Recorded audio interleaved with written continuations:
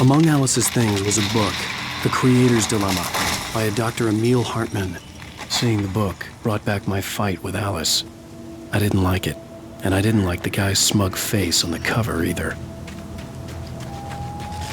The gas station was my best bet. They'd have a phone I could use. It looked like a long hike through the forest to get there.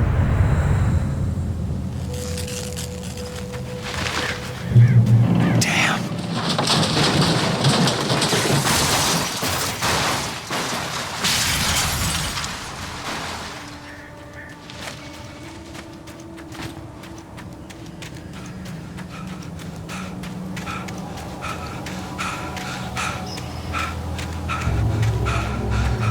Hello?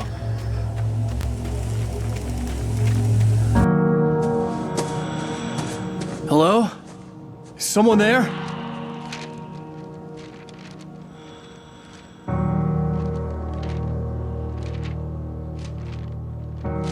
The loose sheets of paper were pages from a manuscript entitled Departure. That was the name I planned to use for the next novel I had never gotten started. I was named the author. I hadn't written it. I couldn't remember writing it. In the scene on the page, the hero was attacked by an axe murderer in the woods at night.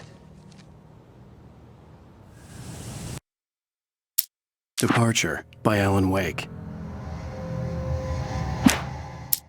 The man turned to face me. His face was covered in shadows. It was hard to make him out in the darkness of the forest that surrounded us, but the axe he lifted was plain to see. It glistened with the blood of his victim. He grinned madly. The shadows were alive, distorting his features. It was a scene from a nightmare, but I was awake.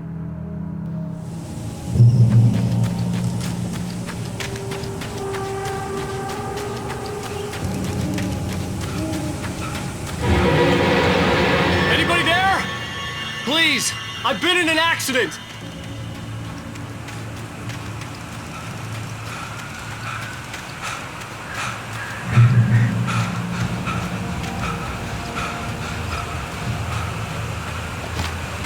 The lights up ahead were a good sign. Maybe I wouldn't have to hike all the way down to the gas station to find a phone.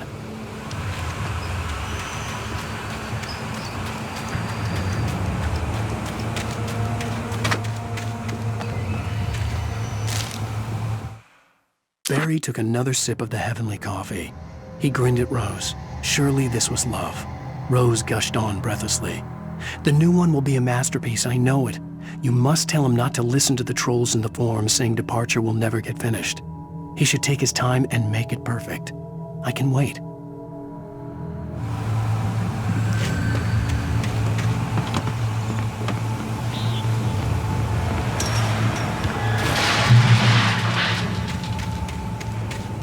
Anybody there? Hey! Hey, you! Phil! There's been an accident. I need help.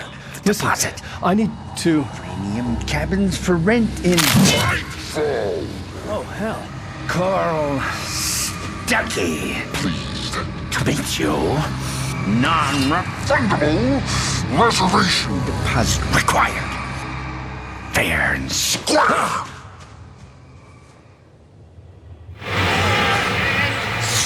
where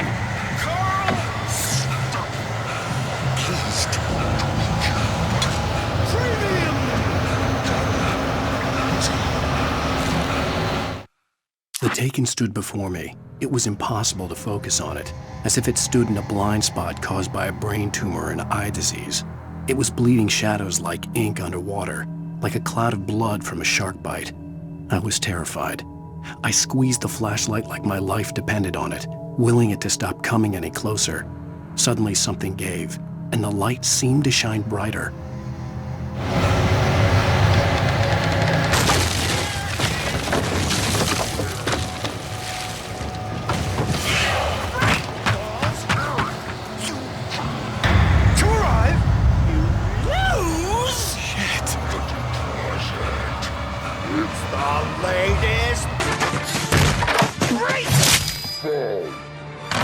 I had to figure a way out of this. Any second now, and Stucky would be knocking on the door with his axe like Nicholson in The Shining.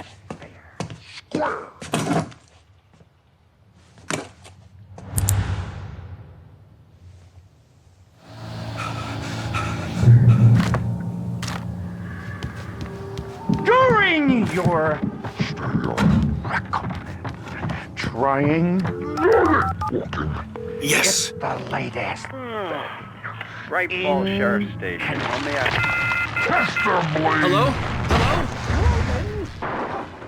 Let you Kill! This is bad.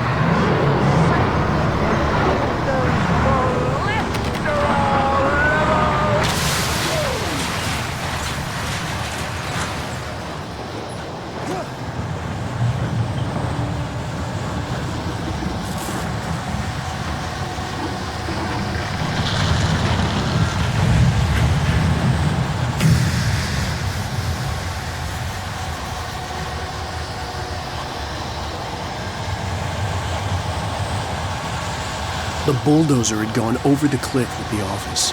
I hoped Stucky had suffered the same fate, but I wasn't planning on staying to find out.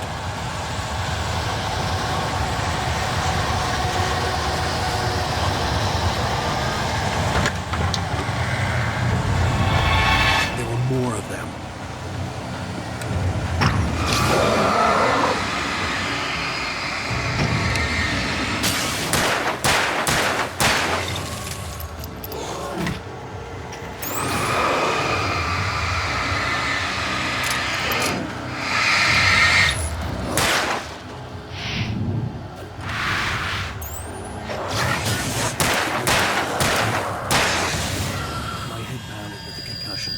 I'd never fired a gun outside a shooting range, and now I just killed someone.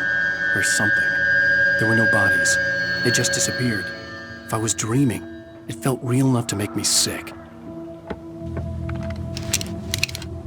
Eerie hand-painted graffiti was revealed by my flashlight. Someone had hidden a chest of supplies near it.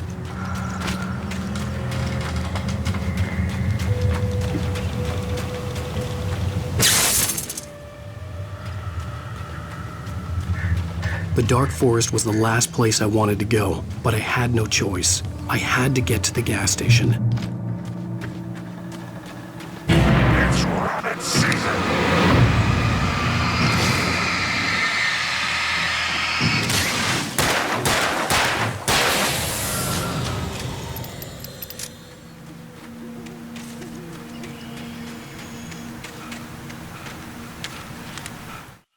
Rose knew she had been gushing, but right now, she didn't care.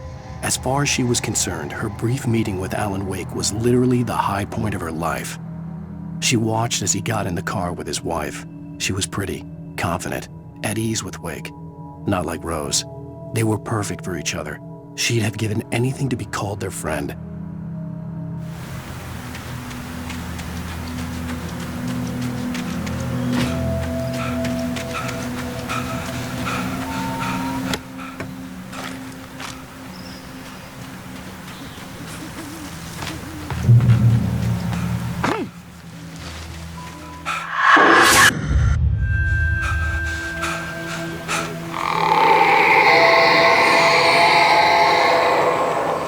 What the hell was that? When I saw the river below, something uncoiled itself inside my head. I realized that I'd have to find a way across. I didn't even want to look at the water.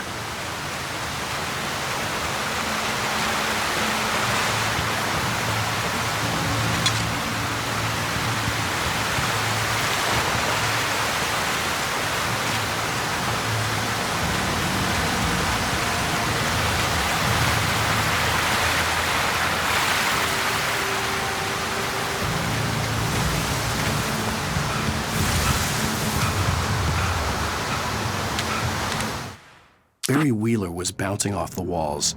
He jumped on a plane after his calls were ignored by both Al and Alice for several days.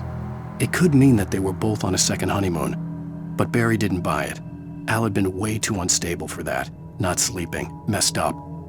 Barry had years of experience dealing with Alan Wake, and he couldn't ignore it.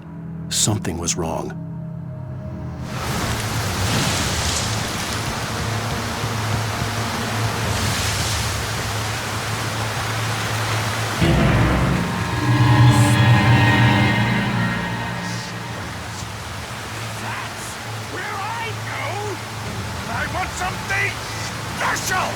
Too Stucky was still out there, in the dark, stalking me.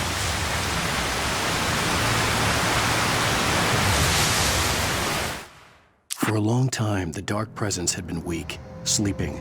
Nothing but a half-forgotten nightmare or a shadowy flicker in the corner of an eye in the forest at night.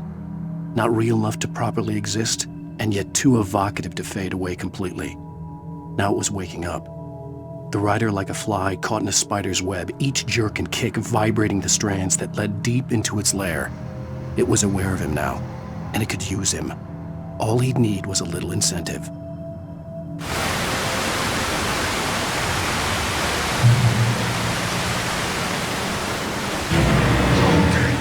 Is not prejudice, occupation.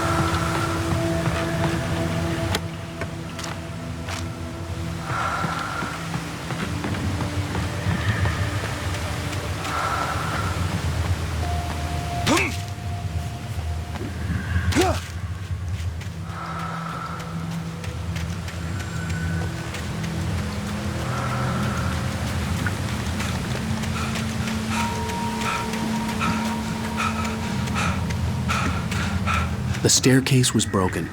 I had to make my way up some other way.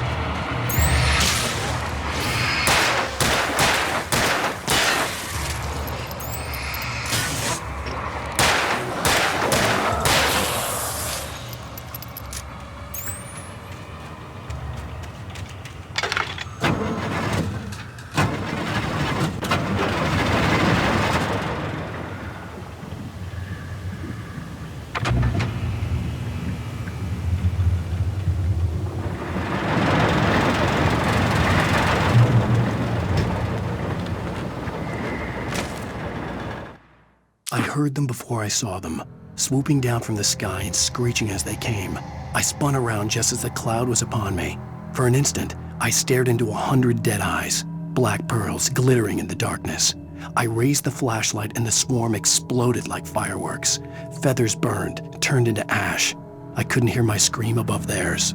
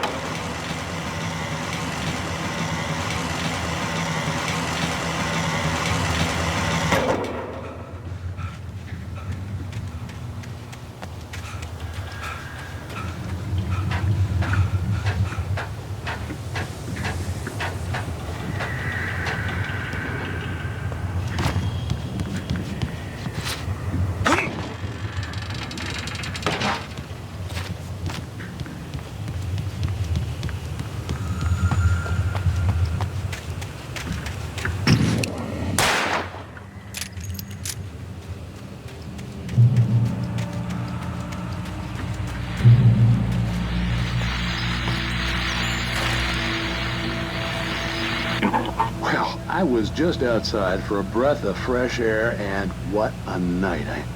I know most of you are probably in your beds by now, but if you're still up and around, take a moment.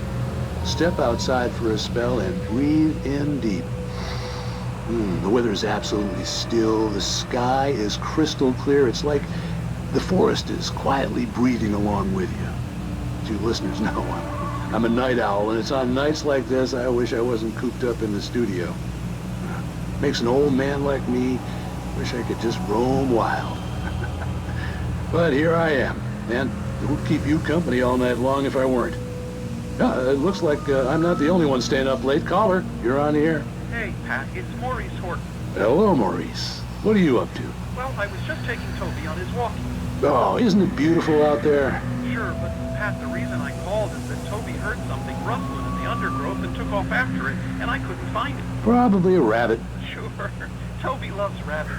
Well, sure. Anyway, I figured that, if anyone runs into Toby, they could grab him. My number's on his collar. And Toby's a friendly dog? Toby loves people. Usually he comes back, but we were pretty far from home, and it sounds like he went pretty wild there.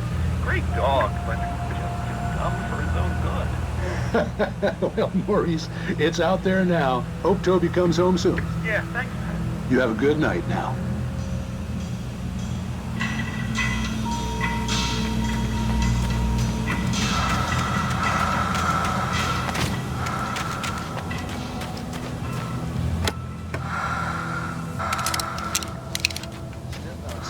Spell and breathe in deep.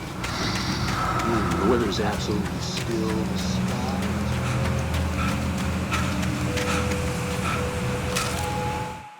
At first, I kept finding the pages as if by accident. The book I couldn't remember was either a terrible and true prophecy or an act of creation that had rewritten the world. I began to hunt the pages feverishly, for they held the answer to the mystery. With it, I could save myself. With it, I could save Alice.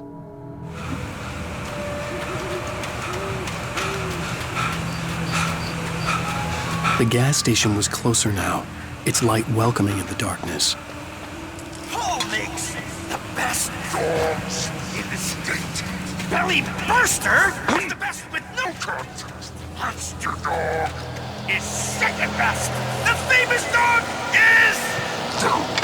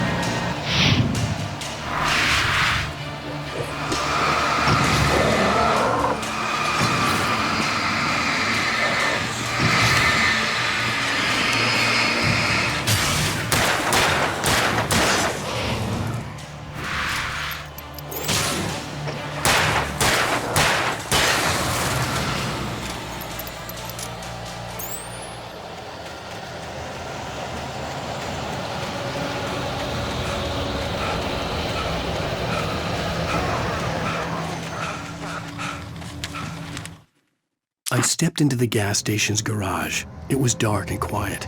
The place was a mess. It looked like someone trashed the place or that there'd been some kind of fight.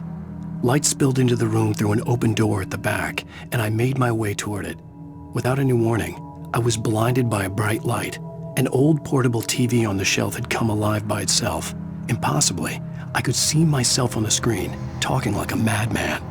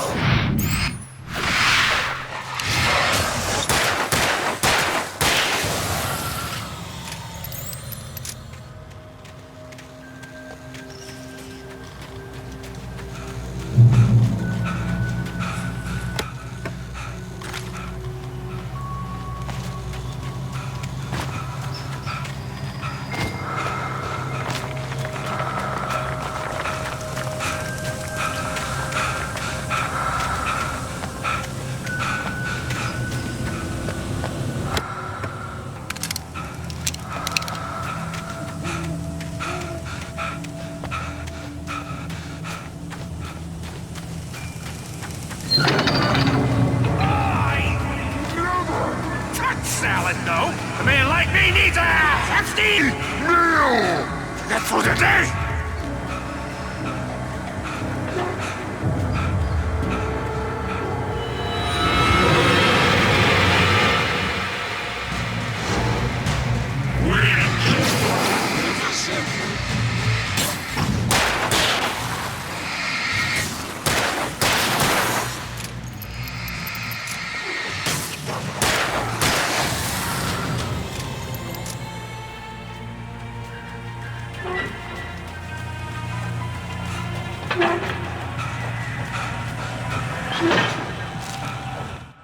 The cabin on Cauldron Lake? She asked. The sheriff looked at me suspiciously. The early morning light flooded through the office windows. I would probably never have gotten out of the woods alive without her help, but I couldn't tell her the truth of what I'd faced the previous night. She'd think I was lying or crazy. She'd lock me up, and she wouldn't help me find Alice.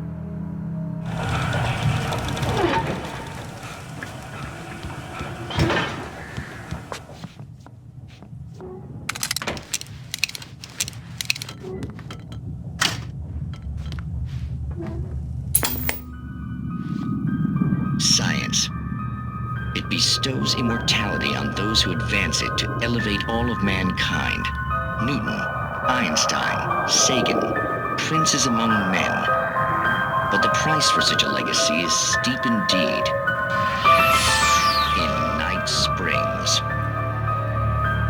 Tonight's episode, a quantum suicide. If our lives are already written, it would take a courageous man to change the script. Having called a press conference, Dr. Barclay Colvin is about to demonstrate that very courage. Ladies and gentlemen of the press, I am Dr. Barclay Colvin, and I'm glad so many of you could join me here at the Moorcock Institute. Tonight, I'm going to give a practical demonstration of the many worlds interpretation. As you can see, this is a loaded 9mm pistol. It shall be part of a thought experiment. And now, a real experiment, known as a quantum suicide. Did he say suicide? Is that a real gun? He's kidding, right? Please, stay calm. There is no risk. Observe what occurs when I place the weapon against my own forehead. Now, you might think this round is merely a dud. Not so. Observe the flower pot. And yet, I myself cannot be harmed with this gun. With each pull of the trigger, two new realities branch off. One in which the weapon didn't fire, and one where it did. With my machine here, I have ensured that this reality is always the former. I have bestowed upon myself quantum immortality. Under no circumstances can this gun kill me. So wait. What you're saying is that every time you pull the trigger, in another reality, you die? Yes, of course, but that's completely trivial. There's an infinite number of things that could happen at any moment, and they always do happen somewhere. The point is, this one thing did not happen here. You're insane, Colvin. Insane? Insane? Hey, was this thing supposed to be plugged in? I stumbled on it. You fools! Gaze upon quantum immortality.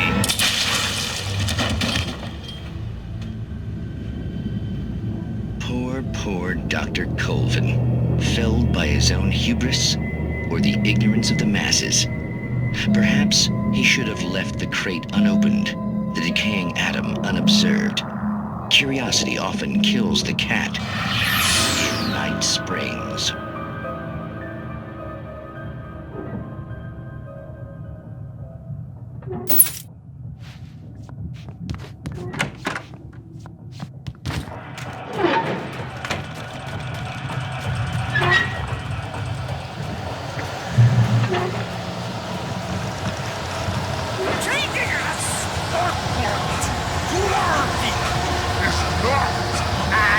Simple I think it can be dangerous.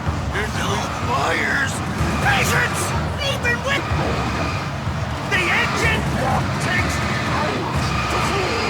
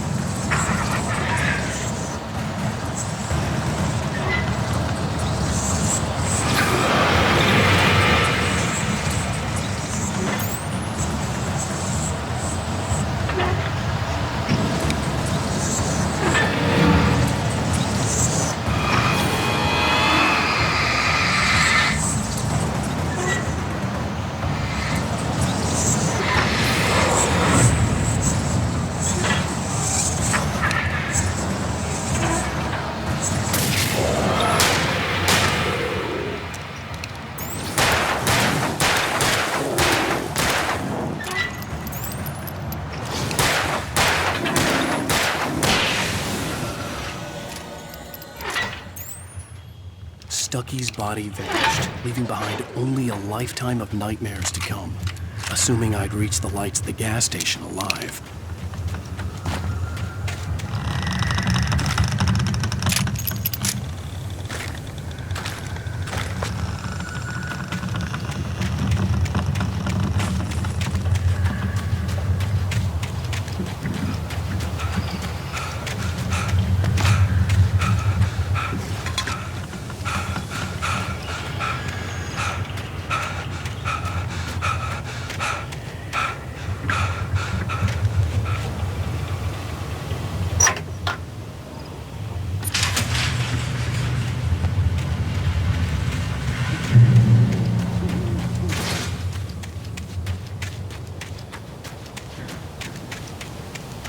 I recognized the parade float I had seen in Bright Falls when I first arrived with Alice.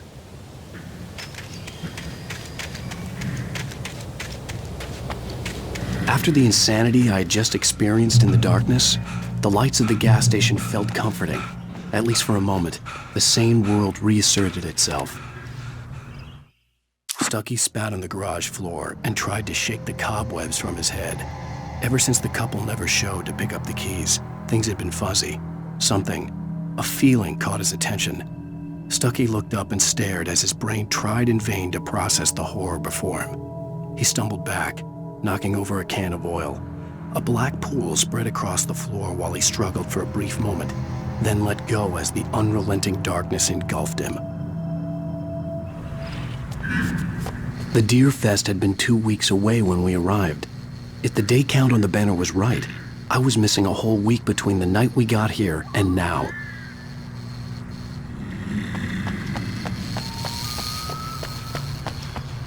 I had to get inside the gas station to find a phone to call for help.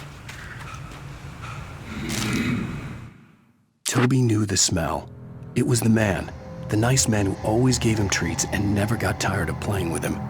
Toby wagged his tail in excited anticipation and gave a joyous bark. Then there was another smell, a wrong smell, and it was alien enough to stop Toby in his tracks. Confused, he growled deep in his throat. The wrong smell came from the nice man. Blind animal terror pierced the dog's brain an instant before the axe followed suit.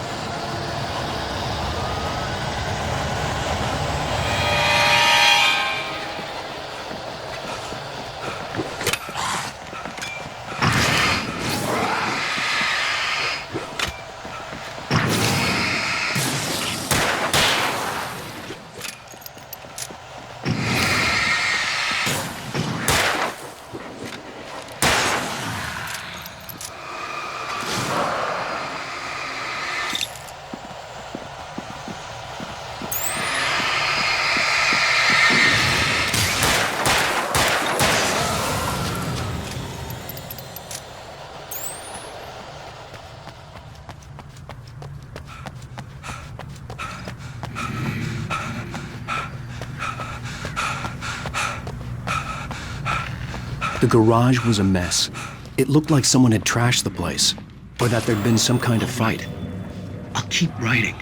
Outside, there's only darkness. Outside the cabin, outside the story, there's only darkness. I can feel her presence in the dark.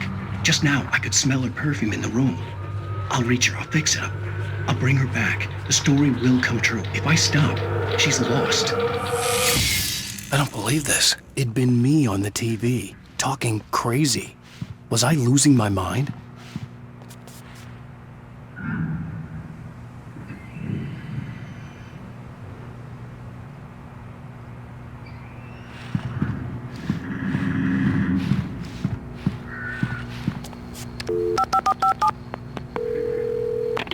Great Falls Sheriff Station.